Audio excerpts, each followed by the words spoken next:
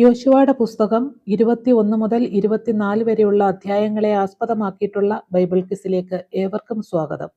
ചോദ്യങ്ങളുടെ ഉത്തരങ്ങളോടൊപ്പം തന്നെ Bible reference കൂടി കൊടുത്തിട്ടുണ്ട്. നിങ്ങൾ ഇത് പഠിക്കാനായിട്ട് ശ്രമിക്കുമ്പോൾ ബൈബിൾ റെഫറൻസ് കൂടി നോക്കിയിട്ട് വേണം പഠിക്കാൻ. ഇനി ചോദ്യോത്തരങ്ങളിലേക്ക് കടക്കാം. കനാൻ ദേശത്ത് ഏലയാസറിന്റെയും യോശുവയുടെയും ഇസ്രായേൽ ഗോത്രങ്ങളിലെ കുടുംബത്തലവന്മാരുടെയും അടുക്കൽ വന്നതാര്? ലേവ്യരുടെ കുടുംബത്തലവന്മാർ. ലേവ്യരുടെ കുടുംബത്തലവന്മാർ പുരോഹിതനായ ഏലയാസറിന്റെയും യോശുവയുടെയും ഇസ്രായേൽ ഗോത്രങ്ങളിലെ കുടുംബത്തലവന്മാരുടെയും അടുക്കൽ പോയത് എവിടെ വെച്ച്? കനാൻ ദേശത്ത് ഷീലോവിൽ വെച്ച്.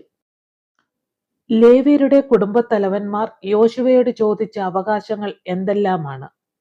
പാർപ്പാൻ പട്ടണങ്ങളും കന്നുകാലികൾക്ക് പുൽപ്പുറങ്ങളുമാണ് ചോദിച്ച അവകാശങ്ങൾ. ലേവ്യർക്ക് പട്ടണങ്ങളും പുൽപ്പുറങ്ങളും ആരുടെ അവകാശത്തിൽ നിന്നുമാണ് യോശുവ കൊടുത്തത്? ഇസ്രായേൽ മക്കളുടെ അവകാശത്തിൽ നിന്നും. ലേവ്യ ഗോത്രത്തിൽ ആദ്യത്തെ നറുക്കുവീണ കുടുംബമേത്? കെഹാത്യ കുടുംബം. കെഹാത്യരുടെ കുടുംബങ്ങൾക്ക് എല്ലാവർക്കും കൂടി എത്ര പട്ടണങ്ങളാണ് ലഭിച്ചത്? 23 പട്ടണങ്ങൾ. ലേവ്യ ഗോത്രത്തെ എത്ര കുടുംബങ്ങളായി തിരിച്ചിരിക്കുന്നു? അവ ഏതല്ല? 3 കുടുംബങ്ങളായി: കെഹാത്യർ, ഗേർശോന്യർ, മൊരാരി. പുരോഹിതനായ അഹരോന്റെ കുടുംബം ഏത്? കെഹാത്യരുടെ കുടുംബമാണ് അഹരോന്റെ കുടുംബം. ലേവ്യരിൽ പുരോഹിതനായ അഹരോന്റെ മക്കൾക്ക് എത്ര പട്ടണങ്ങളാണ് നൽകിയത്? 13 പട്ടണങ്ങൾ. അഹരോന്റെ മക്കൾക്ക് എവിടെയാണ് പട്ടണങ്ങൾ ലഭിച്ചത്? യഹൂദ ഗോത്രത്തിലും ശിമയോൻ ഗോത്രത്തിലും ബെന്യാമിൻ ഗോത്രത്തിലും. അഹരോന്റെ മക്കളല്ലാതെ കെഹാത്തിന്റെ ശേഷം മക്കൾക്ക് എത്ര പട്ടണങ്ങളാണ് ലഭിച്ചത്? 10 പട്ടണങ്ങൾ. പുരോഹിതന്മാരല്ലാത്ത കെഹാത്യർക്ക് ആകെ ലഭിച്ച പട്ടണങ്ങൾ എത്ര? 10 പട്ടണങ്ങൾ. ലേവ്യരിൽ പുരോഹിതനായ അഹരോന്റെ മക്കളല്ലാത്ത കെഹാത്യർക്ക് എവിടെയാണ് പട്ടണങ്ങൾ ലഭിച്ചത്? എഫ്രൈം ഗോത്രത്തിലും ദാൻ ഗോത്രത്തിലും മനശ്ശെയുടെ പാതി ഗോത്രത്തിലും. ലേവ്യരിൽ കെഹാത്യർക്ക് ശേഷം ആർക്കാണ് നറുക്കു വീണത്? ഗേർശോന്റെ മക്കൾക്ക്. ലേവ്യരിൽ ഗേർശോന്റെ മക്കൾക്ക് ലഭിച്ച പട്ടണങ്ങൾ എത്രയാണ്? 13 പട്ടണങ്ങൾ.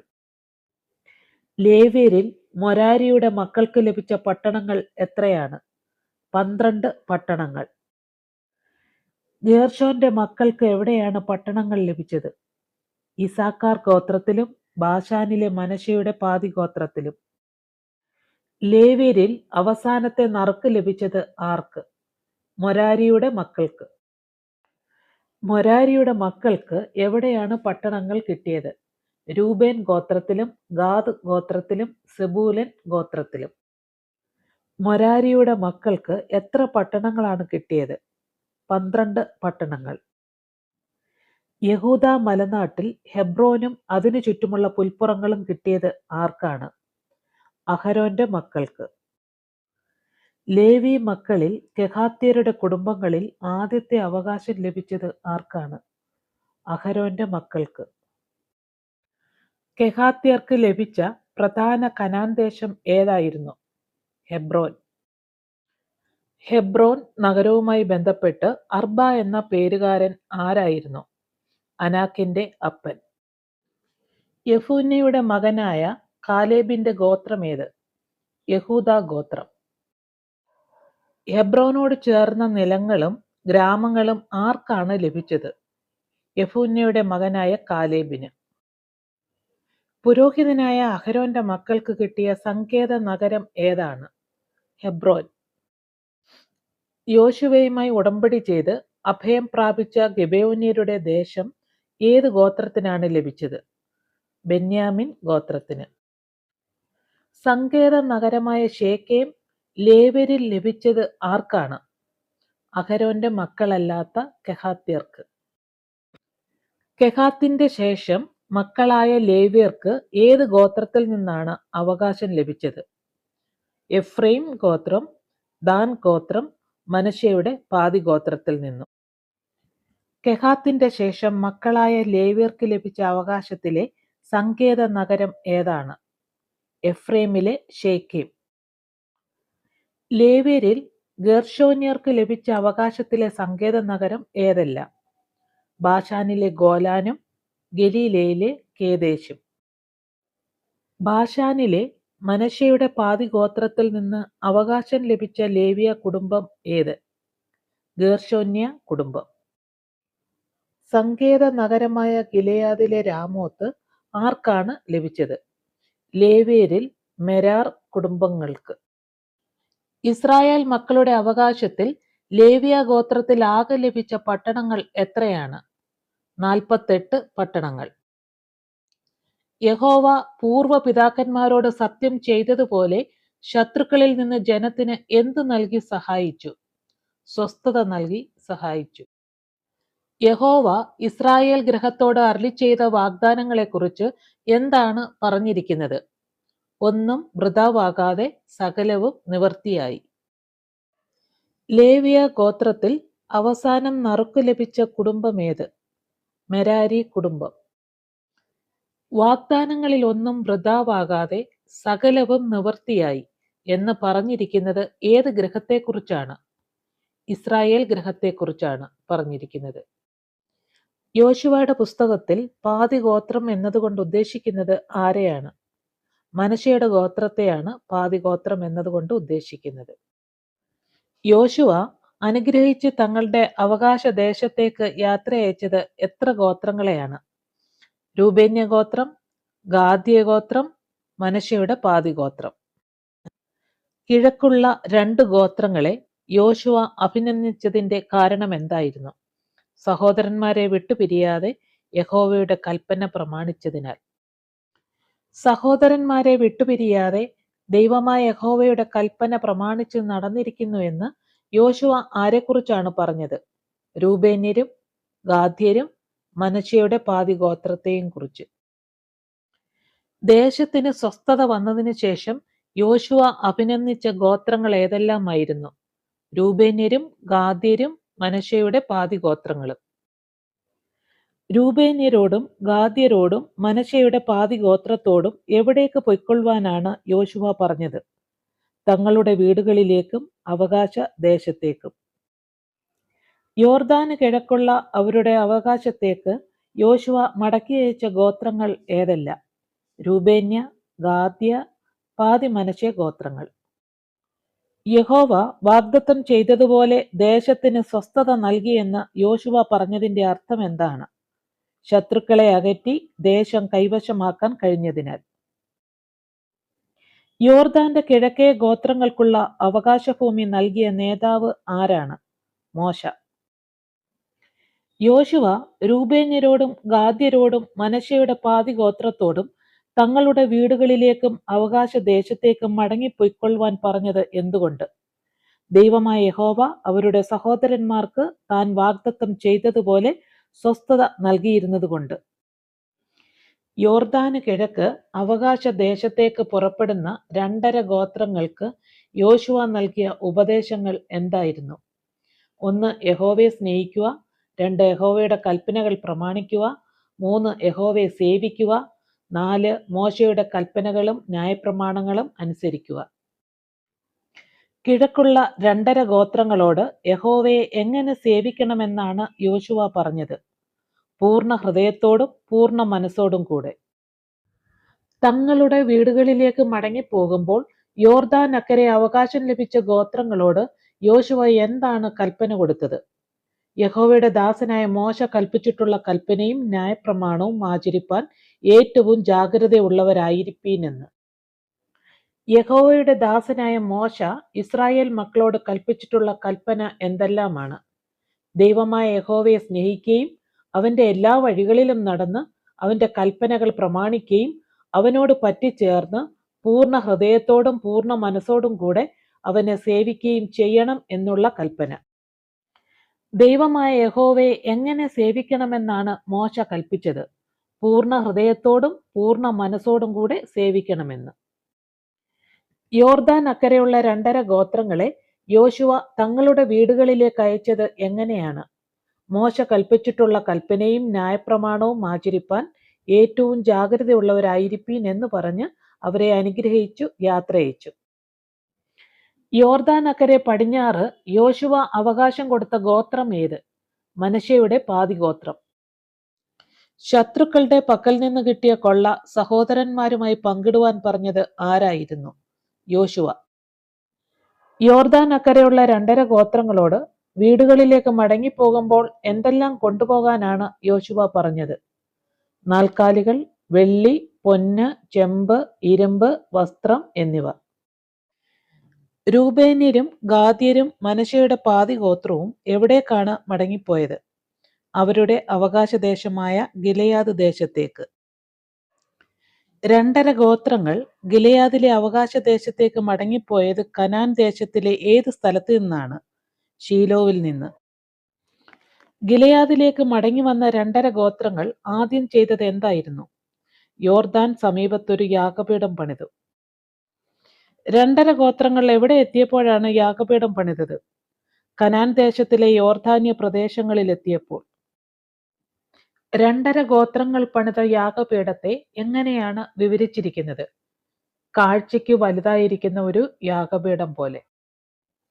2.5 ഗോത്രങ്ങൾ യോർദാന്യ പ്രദേശങ്ങളിൽ ആർക്കെതിരെ യാഗപീഠം പണിതു എന്നാണ് ഇസ്രായേൽ മക്കൾ കേട്ടത്?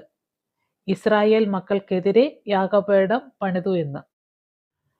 2.5 ഗോത്രങ്ങൾ കനാൻ ദേശത്തിന്റെ യോർദാന്യ പ്രദേശങ്ങളിൽ ഇസ്രായേൽ മക്കൾക്കെതിരെ യാഗപീഠം പണിതു എന്ന് കേട്ടപ്പോൾ ആരാണ് അവരോട് യുദ്ധത്തിന് പുറപ്പെടുവാൻ ഒരുങ്ങിയത്?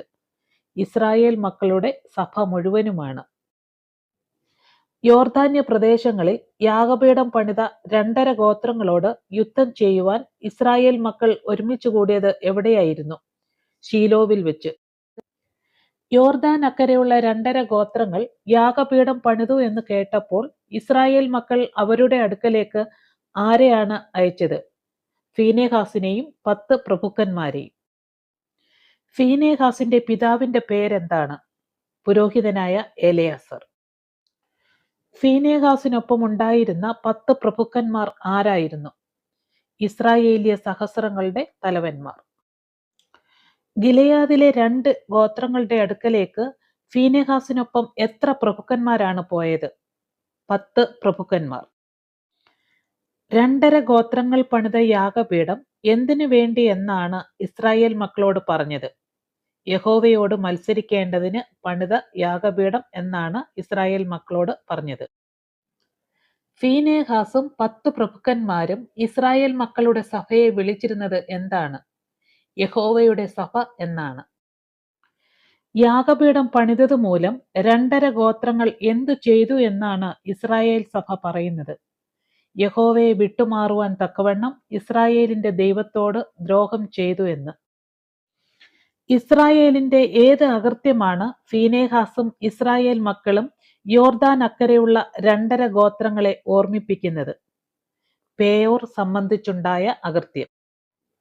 പേയോർ സംബന്ധിച്ചുണ്ടായ അകൃത്യം മൂലം ബാധ ഉണ്ടായത് ആർക്കാണ്? യഹോവയുടെ സഭയ്ക്ക്. ബാധ ഉണ്ടായിട്ടും ഇന്നുവരെ യഹോവയുടെ സഭ നീക്കി ശുദ്ധീകരിച്ചു തീരാത്ത അകൃത്യമേത്? പേയോർ സംബന്ധിച്ചുണ്ടായ അകൃത്യം. പേയോരിൽ സഭയ്ക്കുണ്ടായ ബാധയെക്കുറിച്ച് എന്താണ് പറയുന്നത്? അത് നീക്കി ഇന്നുവരെ നമ്മെ തന്നെ ശുദ്ധീകരിച്ച് തീർന്നിട്ടില്ലല്ലോ എന്ന്. യാഗപീഠം പണിത് യഹോവയോട് മത്സരിച്ചാൽ ഇസ്രായേലിന് എന്ത് ദുരിതമുണ്ടാകുമെന്നാണ് പറഞ്ഞത്? ഇസ്രായേലിന്റെ സർവ്വസഭയോടുമുള്ള യഹോവയുടെ കോപം ഉണ്ടാകുമെന്നാണ് പറഞ്ഞത്. യോർദാന് കിഴക്കുള്ള 2.5 ഗോത്രങ്ങളെ യഹോവയുടെ തിരുനിവാസം ഇരിക്കുന്ന സ്ഥലത്തേക്ക് ക്ഷണിച്ചതാര്? ഫീനെഹാസും 10 പ്രഭുക്കന്മാരും.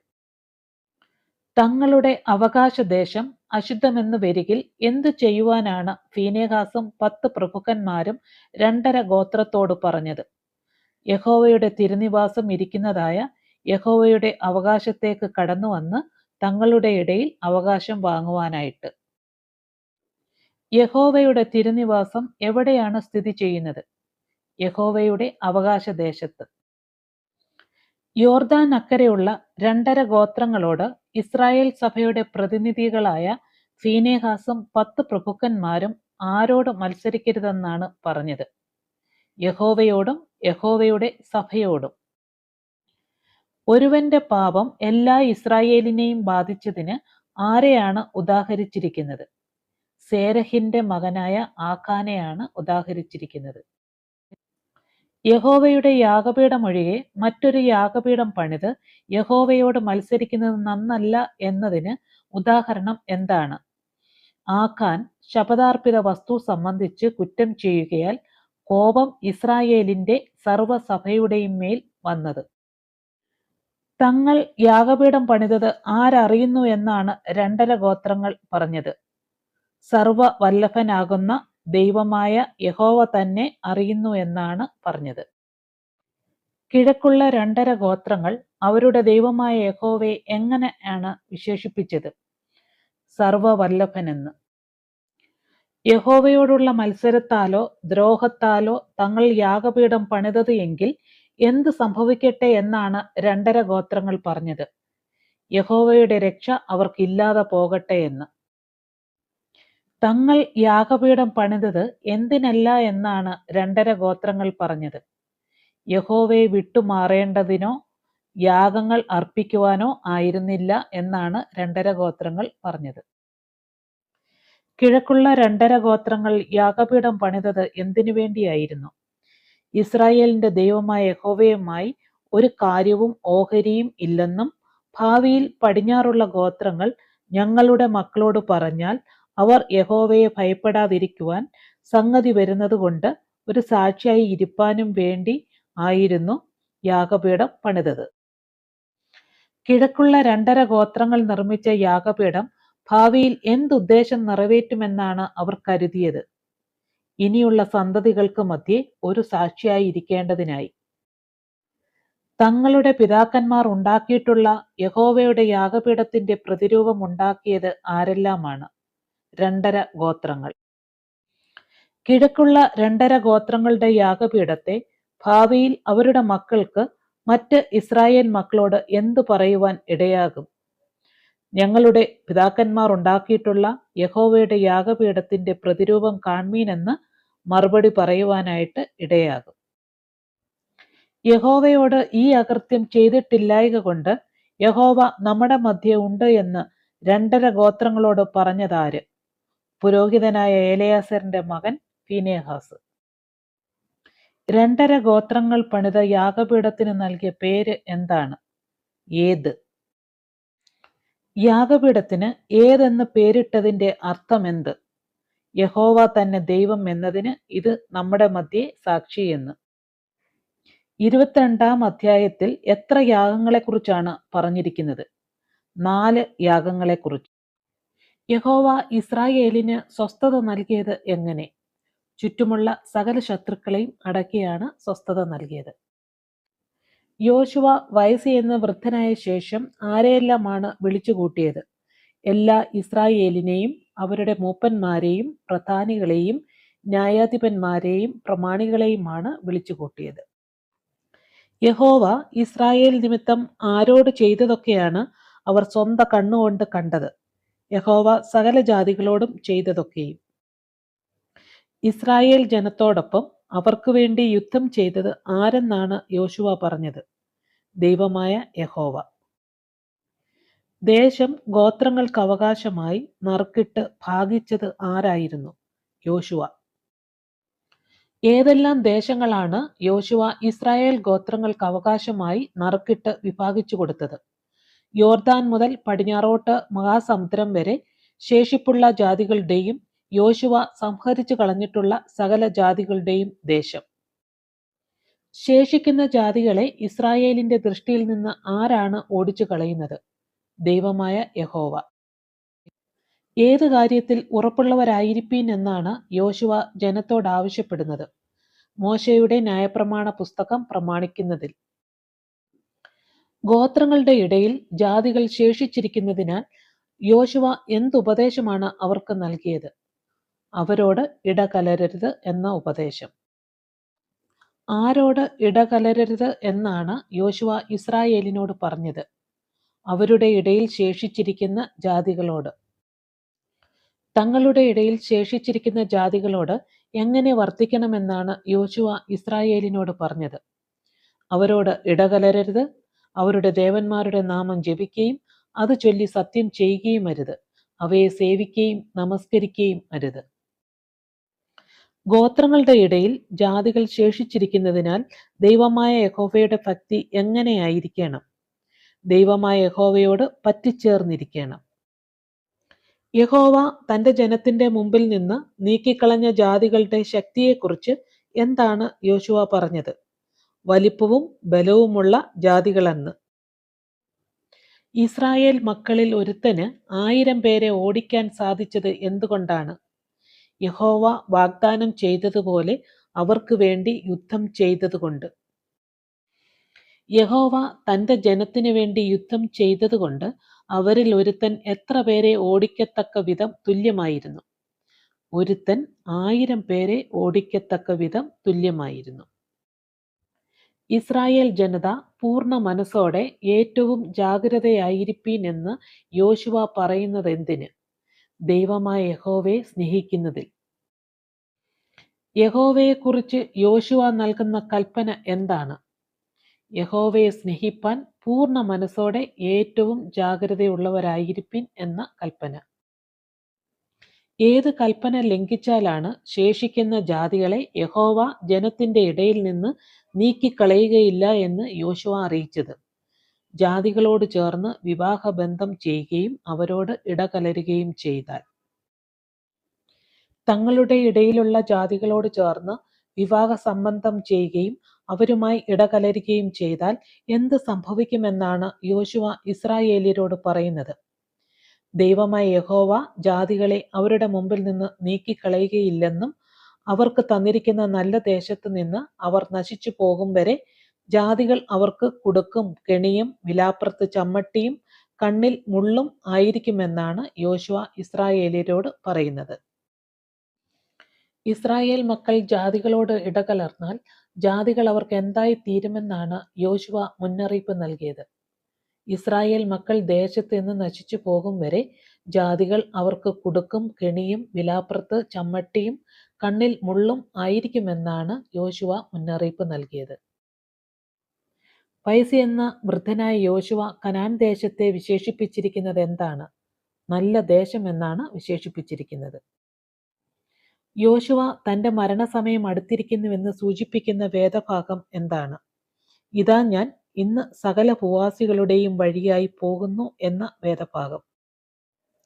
തന്റെ മരണത്തെക്കുറിച്ചുള്ള സൂചനയോടൊപ്പം യഹോവയുടെ വാഗ്ദാനങ്ങളുടെ ഉറപ്പിനെക്കുറിച്ച് യോശുവ എന്താണ് സാക്ഷ്യപ്പെടുത്തുന്നത്? ഇസ്രായേലിനെ കുറിച്ച് അരുളി ചെയ്തിട്ടുള്ള സകല നന്മകളിലും വെച്ച് ഒന്നിനും വീഴ്ച വന്നിട്ടില്ല എന്നുള്ള ഉറപ്പ്. എന്തിൽ വീഴ്ച വന്നിട്ടില്ല എന്ന് ഇസ്രായേൽ മക്കൾക്ക് പൂർണ്ണ ഹൃദയത്തിലും പൂർണ്ണ മനസ്സിലും ബോധ്യമായിരിക്കുന്നു എന്നാണ് യോശുവ പറഞ്ഞത്. ദൈവമായ യഹോവ ഇസ്രായേൽ മക്കളെ കുറിച്ച് അരുളി ചെയ്തിട്ടുള്ള സകല നന്മകളിലും വെച്ച് ഒന്നിനും വീഴ്ച വന്നിട്ടില്ല എന്നാണ്. സകല ഭൂവാസികളുടെയും വഴി എന്നത് അർത്ഥമാക്കുന്നത് എന്താണ്? മരണവഴി. യഹോവയെ ഈ നല്ല ദേശത്ത് അനുസരിക്കുന്നില്ലെങ്കിൽ ഇസ്രായേലിന് എല്ലാ നന്മകളും ചെയ്തതുപോലെ എന്ത് പകരം ചെയ്യും? അവരെ നശിപ്പിക്കും വരെ യഹോവ എല്ലാ തിന്മകളും അവരുടെ മേൽ വരുത്തും. ഏത് നിയമത്തിന്റെ ലംഘനമാണ് യഹോവയുടെ കോപം തന്റെ ജനത്തിന്റെ നേരെ ജ്വലിക്കുന്നതിന് കാരണമാകുന്നത്? അന്യദൈവങ്ങളെ സേവിച്ചു നമസ്കരിക്കുന്ന നിയമത്തിന്റെ ലംഘനമാണ്. അന്യദൈവങ്ങളെ സേവിച്ചു നമസ്കരിക്കുന്നതിന്റെ ശിക്ഷ എന്താണ്? യഹോവയുടെ കോപം ജ്വലിക്കുകയും ഈ നല്ല ദേശത്ത് നിന്ന് വേഗം നശിച്ചു പോവുകയും ചെയ്യും എന്നുള്ള ശിക്ഷ. നിങ്ങളുടെ ദൈവമായ യഹോവ എന്ന് എത്ര പ്രാവശ്യം 23-ാം അധ്യായത്തിൽ രേഖപ്പെടുത്തിയിട്ടുണ്ട്? 13 പ്രാവശ്യം രേഖപ്പെടുത്തിയിട്ടുണ്ട്. യഹോവയുടെ നിയമം ലംഘിക്കുകയും അന്യദൈവങ്ങളെ സേവിച്ച് നമസ്കരിക്കുകയും ചെയ്താൽ എന്താണ് സംഭവിക്കുന്നത്? യഹോവയുടെ കോപം ജ്വലിക്കും. അവൻ തന്നിട്ടുള്ള നല്ല ദേശത്ത് നിന്ന് ഇസ്രായേൽ മക്കൾ വേഗം നശിച്ചു പോവുകയും ചെയ്യും. നിങ്ങളുടെ ദൈവമായ യഹോവ നിങ്ങളെക്കുറിച്ച് അരുളി ചെയ്തിട്ടുള്ള സകല നന്മകളിലും വെച്ച് ഒന്നിനും വീഴ്ച വന്നിട്ടില്ലെന്ന് നിങ്ങൾക്ക് ഡാഷ് ഡാഷ് ബോധ്യമായിരിക്കുന്നു. പൂർണ്ണ ഹൃദയത്തിലും പൂർണ്ണ മനസ്സിലും ബോധ്യമായിരിക്കുന്നു. യോശുവ അവസാനമായി ഇസ്രായേലിനെ അഭിസംബോധന ചെയ്തത് എവിടെ വെച്ചാണ്? ഷേക്കേമിൽ വെച്ച്. യോശുവ വിളിച്ചതനുസരിച്ച് ഷേക്കേമിൽ ദൈവസന്നിധിയിൽ വന്നു നിന്ന ചുമതലക്കാർ ആരല്ല?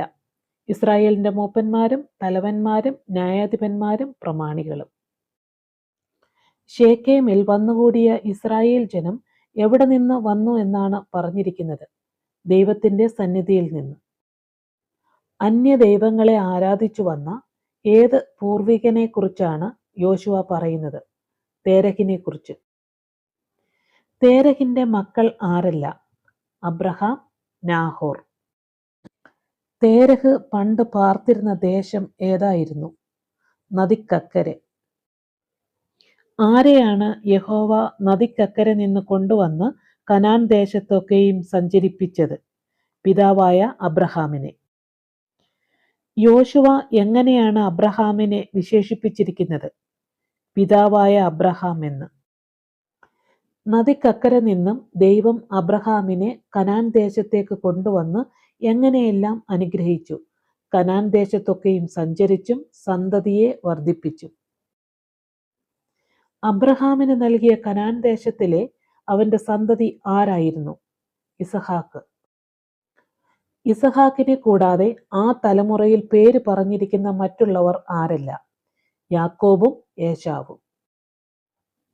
സേയിൻ പർവ്വതം അവകാശമായി കൊടുത്തത് ആർക്കാണ്? ഏശാവിന്. പൂർവ്വ പിതാക്കന്മാരിൽ ആരെല്ലാമാണ് മിസ്രൈമിലേക്ക് പോയത്? യാക്കോബും അവന്റെ മക്കളും. പിതാക്കന്മാരെ മിസ്രൈമിൽ നിന്ന് വിടുവിക്കുവാൻ യഹോവ ആരെയൊക്കെയാണ് അയച്ചത്? മോശയെയും അഹരോനെയും. മിസ്രൈമിൽ നിന്ന് ദൈവജനത്തെ പുറപ്പെടുവിച്ചത് എങ്ങനെ? ദൈവം മിസ്രൈമിൽ പ്രവർത്തിച്ച പ്രവൃത്തികളാൽ അതിനെ ബാധിച്ചപ്പോൾ. മിസ്രൈമിൽ നിന്ന് വിടുവിച്ചു കൊണ്ടുവന്ന പിതാക്കന്മാരെ മിസ്രൈമർ എവിടെ വരെ പിന്തുടർന്നു? ചെങ്കടൽ വരെ. മിസ്രൈമ്യർ രഥങ്ങളോടും കുതിരകളോടും കൂടെ ഇസ്രായേലിയരെ പിന്തുടർന്നപ്പോൾ പിതാക്കന്മാർ എന്തു ചെയ്തു? യഹോവയോട് നിലവിളിച്ചു.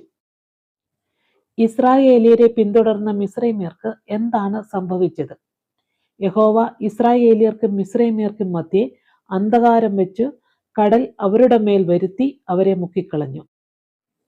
യഹോവ മിസ്രൈമ്യരോട് ചെയ്ത ഏത് കാര്യമാണ് ഇസ്രായേൽ ജനം അവരുടെ കണ്ണാലെ കണ്ടു എന്ന് പറഞ്ഞിരിക്കുന്നത്? മിസ്രൈമ്യരെ കടലിൽ മുക്കിക്കളഞ്ഞത്. നിങ്ങൾ ഏറിയ കാലം മരുഭൂമിയിൽ കഴിച്ചു എന്ന് യോശുവ ആരോടാണ് പറഞ്ഞത്? ഇസ്രായേലിന്റെ സർവ്വജനത്തോടും. ആരാണ് യോർദാൻ അക്കരെ പാർത്തിരുന്നത്? അമോര്യർ. അമോര്യർ പാർത്തിരുന്ന യോർദാൻ അക്കരെയുള്ള ദേശം യഹോവ നൽകിയത് ആർക്കാണ്? ഇസ്രായേൽ ഗോത്രങ്ങൾക്ക്.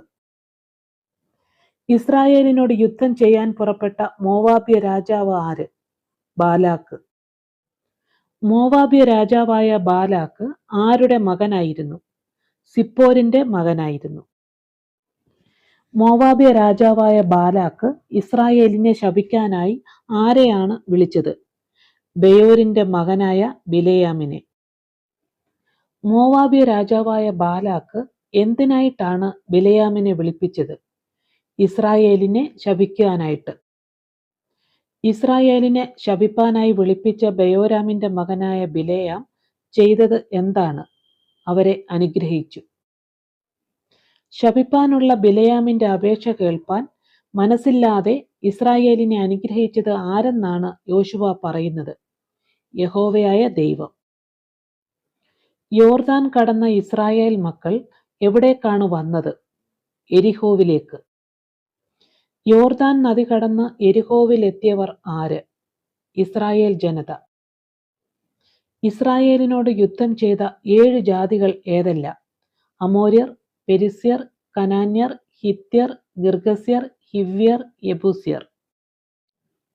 യോർദാൻ കടന്ന് എരിഹോവിലേക്ക് വന്ന ഇസ്രായേലിനോട് യുദ്ധം ചെയ്തത് എത്ര കൂട്ടരാണ്? 8 കൂട്ടർ. യഹോവ കടന്നലിനെ അയച്ച് ഇസ്രായേലിയരുടെ മുന്നിൽ നിന്ന് ഓടിച്ചു കളഞ്ഞത് ആരെയാണ്? അമോര്യരുടെ 2 രാജാക്കന്മാരെ. അമോര്യ രാജാക്കന്മാർ ഇസ്രായേലിയരുടെ മുൻപിൽ നിന്ന് ഓടിപ്പോയത് എന്തുകൊണ്ടല്ല എന്നാണ് യഹോവ പറഞ്ഞത്?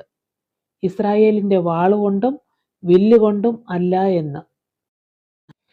എങ്ങനെയുള്ള ദേശവും പട്ടണങ്ങളുമാണ് യഹോവ ഇസ്രായേലിയർക്ക് പാർപ്പാൻ നൽകിയത്? ഇസ്രായേലിയർ പ്രയത്നം ചെയ്യാത്ത ദേശവും പണിയാത്ത പട്ടണങ്ങളുമാണ് പാർപ്പാൻ നൽകിയത്.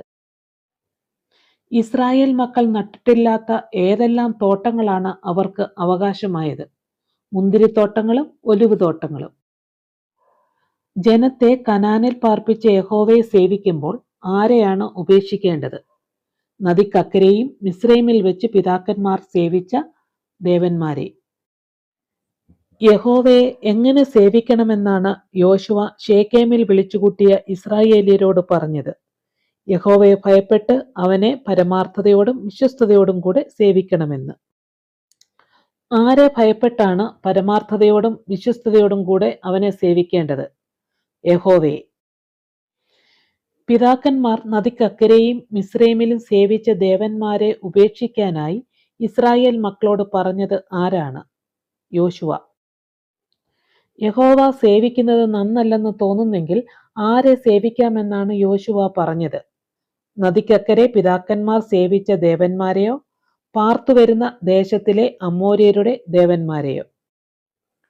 യഹോവയെ സേവിക്കുന്നത് സംബന്ധിച്ച് യോശുവ നടത്തിയ പ്രഖ്യാപനം എന്തായിരുന്നു? ഞാനും എൻ്റെ കുടുംബവുമോ ഞങ്ങൾ യഹോവയെ സേവിക്കും എന്നുള്ള പ്രഖ്യാപനം.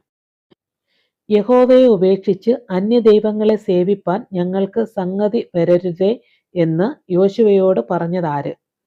ഇസ്രായേലിന്റെ സർവ്വജനവും. ശേഖേമിൽ കൂടിയ ഇസ്രായേൽ ജനത മിസ്രൈമിനെ എങ്ങനെയാണ് വിശേഷിപ്പിച്ചത്? അടിമ വീട് എന്ന്. ദൈവമായ യഹോവ ഇസ്രായേലിനെ മിസ്രൈം മുതൽ എങ്ങനെ സഹായിച്ചു എന്നാണ് ശേഖേമിൽ വെച്ച് യോശുവ പറഞ്ഞത്? മിസ്രൈം ദേശത്ത് നിന്ന് പുറപ്പെടുവിച്ചു, വലിയ അടയാളങ്ങൾ പ്രവർത്തിച്ചു, കടന്നുപോയ വഴികളിലെ സകല ജാതികളിൽ നിന്നും രക്ഷിച്ചു, ദേശത്തിനുള്ളിലെ അമോര്യരടക്കം സകല ജാതികളെ നീക്കിക്കളഞ്ഞു. നിങ്ങൾക്ക് യഹോവയെ സേവിപ്പാൻ കഴിയുന്നതല്ല എന്ന് ജനത്തോട് പറഞ്ഞത് ആരാണ്? യോശുവ.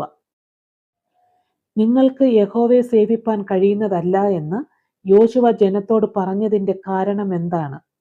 യഹോവ പരിശുദ്ധ ദൈവവും തീഷ്ണതയുള്ള ദൈവവും ആയതിനാൽ. യഹോവ നിങ്ങളുടെ അതിക്രമങ്ങളെയും പാപങ്ങളെയും ക്ഷമിക്കുകയില്ല എന്ന് യോശുവ പറയാൻ കാരണമെന്ത്? അവൻ പരിശുദ്ധ ദൈവവും തീഷ്ണതയുള്ള ദൈവവും ആകയാൽ. പരിശുദ്ധനും തീഷ്ണതയുള്ളവനുമായ ദൈവത്തിന് ക്ഷമിക്കുവാൻ കഴിയാത്തതായി യോശുവ പറയുന്നത് എന്തെല്ലാമാണ്?